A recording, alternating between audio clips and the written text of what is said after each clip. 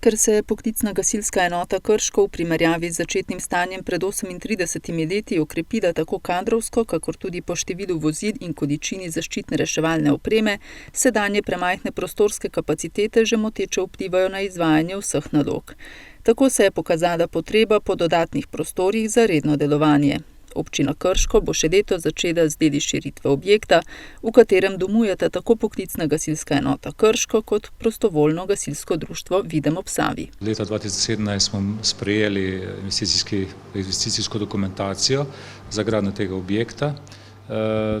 To je bilo potrebno novelirati, zato ker je zdaj praktično že znan izvajalec oziroma so znani vsi pogoji, cene in tako naprej in treba narediti novelacijo. In sicer takratna vrednost objekta je bila 2 milijona 600 tisoč, današnja je pa 3 milijone 200 tisoč.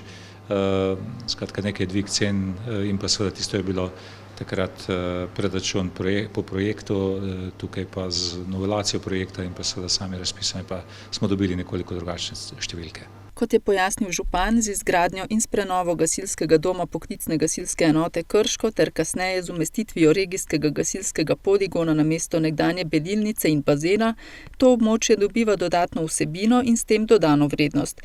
Degradirano območje pa se revitalizira.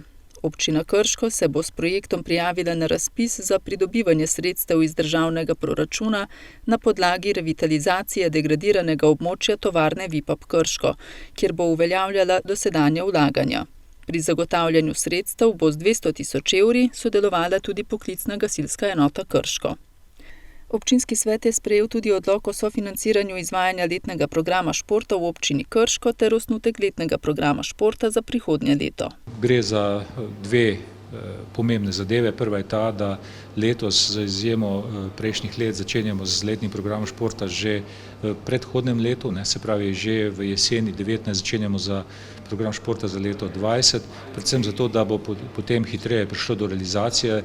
Skratka, športna društva morajo čakati vse tam nekje do junija, da začnejo dobivati neke akontacije, zdaj bi s tem lahko realizirali razpise dosti prej in seveda posledično tudi društva prejemajo akontacije oziroma sredstva prej. Druga pomembna novost pa je v tem, da se merila za določanje oziroma odločanje o tem, kdo in koliko dobi sredstev, prenašajo v sam odlok, prej so bila pa ločena. To so sprejeli na pobudo notranje revizije, ki je revidirala leto 2018 in ugotovila, da to ni skladno z zakonom, zato so naredili korekturo in v sam odlok vnesli tudi merila. Občina Krško delovanje športnih društev sicer financira na različne načine. Eno v obliki najemnin športnih objektov, to skupaj znaša okrog 300 tisoč evrov, okrog 220 tisoč evrov namenjamo neposrednim dotacijam društvom, poleg tega pa seveda tudi vlaganje v različne investicije, ampak to bi rekel je nekoliko bolj pozabljeno ponavadi, kadar se pogovarjamo o sredstvih danih za šport. Je pa potrebno seveda objekte zgraditi in jih tudi vzdrževati, kar pa ni majhen znesek. Krški svetniki so potrdili še sklep o zagotovitvi sredstev za sofinanciranje nakupa CT naprave v Splošni bolnišnici Brežice v letu 2019. Občina Krško bo tako iz proračunskih sredstev za nakup zagotovila 20 tisoč evrov.